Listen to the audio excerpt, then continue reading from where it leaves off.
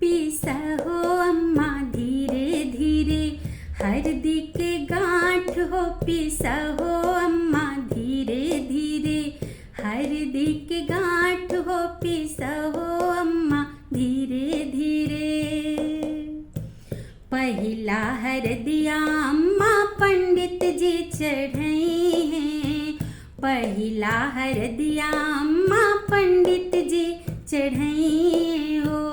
तब तू चढ़ई है अम्मा, तब तू चढ़ई है अम्मा, पापा जी के साथ हो पीसा हो भाभी धीरे धीरे, हरदी के गांठ हो पीसा हो भाभी धीरे धीरे, हरदी के गांठ हो पीसा हो भाभी धीरे धीरे। दूसरा हरदिया भाभी पापा जी चढ़ई हैं, दूसरा हरदिया भाभी पापा जी चढ़ई हैं।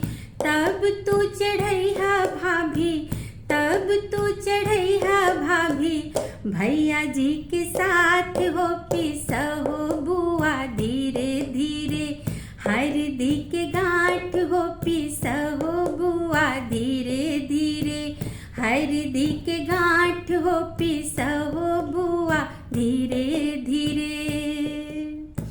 तीसरा हरदिया बुआ भैया चढ़ई हैं, तीसरा हरदिया बुआ भैया चढ़ई हैं।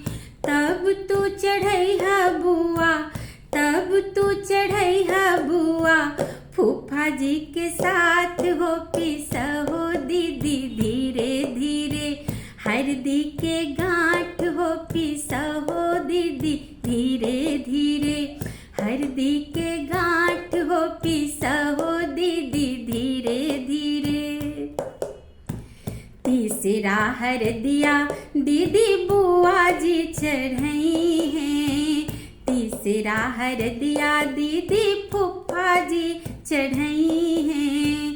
तब तू चढ़ई है दीदी, तब तू चढ़ई है दीदी, जीजा जी के साथ हो पीसा हो दीदी धीरे धीरे, हरदी के गांठ हो पीसा हो दीदी धीरे धीरे, हरदी के गांठ हो पीसा हो दीदी धीरे धीरे।